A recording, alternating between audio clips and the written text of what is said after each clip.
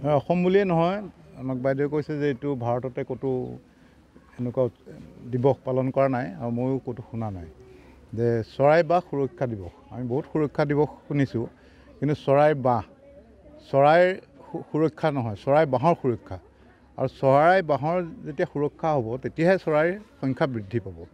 আৰু চৰাইটোতো আমাৰ কাৰণে পৰিৱেশৰ কাৰণে, পৰিৱেশ তন্ত্ৰৰ কাৰণে বহুতখিনি আমাক চৰাইৰ প্ৰয়োজন আছে। আৰু আমি জানিব পৰা মতে বাইদেউৰ এখন লিফলেটৰ পৰাই মই গম পাইছোঁ, আমাৰ গিৰিমণিকা শইকীয়া বাইদেৱে চৰাইৰ ওপৰত বহুখিনি কৰিছে, যে আমাৰ 20% চৰাই মানুহৰ আশে পাশে গছবিলাকত বাঁহ লয়।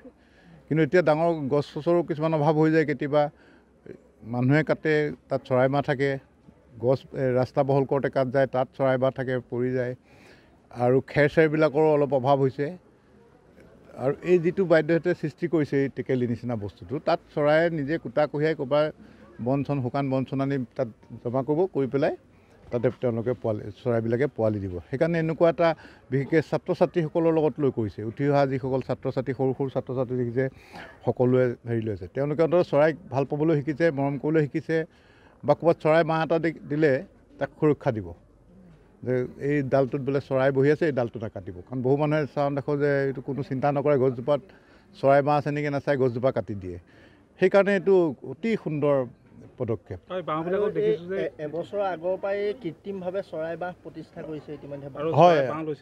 হয়, আগৰ পৰা কৰি আছে। তেখেতসকলে সফল হৈছে কাৰণে এই যিটো তেওঁলোকে টেকেলি পাতি দিয়ে, তাত চৰাই পোৱালি দিয়ে, বাঁহ লয়, আৰু সেইটো তেওঁলোকে সফল হোৱাৰ কাৰণে আচলতে আজি এই দিৱসটো পালন কৰিছে। এইটো দিৱস এটাই উলিয়াই দিছে যে চৰাই বাঁহ সুৰক্ষা দিৱস। সেইকাৰণে খুব ভাল পদক্ষেপ। তেওঁলোকলৈ মই শুভেচ্ছা জনাইছোঁ আৰু ধন্যবাদো জনাইছোঁ। আজি আমাৰ বাবে এটা শুভ দিন, চৰাই বাঁহ সুৰক্ষা দিৱস। আৰু এই দিৱসটো হ'ল কি, আমি মূল উদ্দেশ্যই হ'ল আমি চৰাই সংৰক্ষণ কৰা, ছাত্ৰ ছাত্ৰীসকলে চৰাই পৰ্যবেক্ষণ কৰা, আৰু চৰাই বাঁহবিলাকৰ প্ৰতি যাতে সুৰক্ষা দিয়ে। চৰাই থাকিলেহে আমিও থাকিম।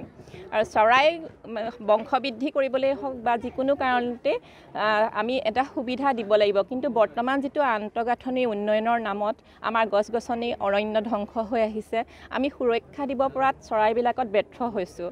আৰু বিশেষকৈ এতিয়া আমাৰ যিবিলাক গছ গছনি কটা গ'ল, পুনৰ যদিও 4 লেনৰ পাছত গছ গছনি ৰোপণ কৰা হৈছে, সেই গছ গছনিবিলাকত চৰায়ে বাসস্থান কৰিব পৰা উপযুক্ত হোৱালৈ বহুত সময় আছে। কাৰণ গছত খুৰুং হ'ব লাগিব, তেতিয়াহে তাত চৰায়ে বাঁহ ল'ব। সেইকাৰণে আমি এতিয়া সাময়িকভাৱে আচলতে টেম্পৰেলি আমি চৰাইবিলাকৰ কাৰণে কৃত্ৰিম মঞ্চৰ ব্যৱস্থা কৰিছোঁ। আৰু চৰাইবিলাকে তাত এতিয়া কুটা কঢ়িয়াই নিজেই বাঁহ ল'ব। আৰু 14 ফেব্ৰুৱাৰী দিনটো লোৱাৰ মূল কথাটো হ'ল ফেব্ৰুৱাৰী মাহটোতে আমাৰ ভাৰতৰ বিভিন্ন প্ৰজাতিৰ চৰাইবিলাকে মাৰ্চৰ পৰা জুলাইৰ ভিতৰত কণী পাৰি পোৱালি উলিয়ায়। আৰু সেই কণী পাৰিবলৈ মাৰ্চত ফেব্ৰুৱাৰীৰ পৰাই তেওঁ কুটা কঢ়িয়াবলৈ আৰম্ভ কৰে। গতিকে এতিয়া ফেব্ৰুৱাৰী মাজভাগৰ পৰাই যিহেতু চৰাইবিলাকে কুটা কঢ়িয়াবলৈ আৰম্ভ কৰে, সেইকাৰণে আমি এই দিৱসটো আজি 14 তাৰিখটো লৈছোঁ। কিন্তু এই 14 তাৰিখটো আচলতে ব্ৰিটিছ অৰ্নিথলজি ছ'চাইটিয়ে 1997 পৰা পালন কৰি আহিছে। তেওঁলোকে সপ্তাহজুৰি পালন কৰি আহিছে।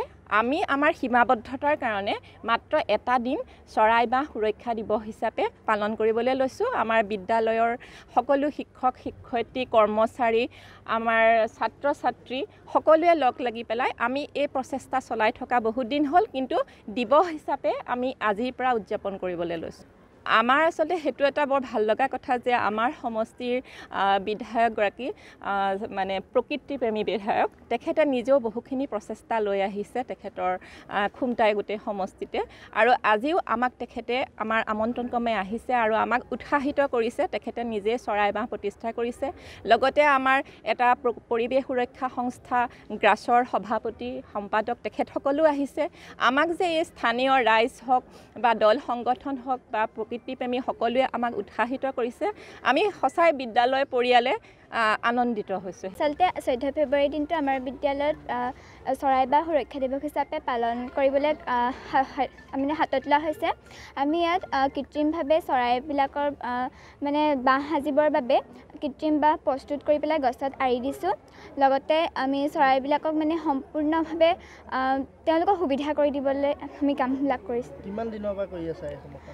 আমি বহুত আগৰ পৰাই কৰি আছোঁ, কিন্তু চৰাই বাঁহ সুৰক্ষা দিৱস হিচাপে এইবাৰ প্ৰথম পাতিছোঁ। ভাল লাগিছে ভাল লাগিছে, বহুত ভাল লাগিছে এনেকুৱা এটা কাম কৰিবলৈ পাই।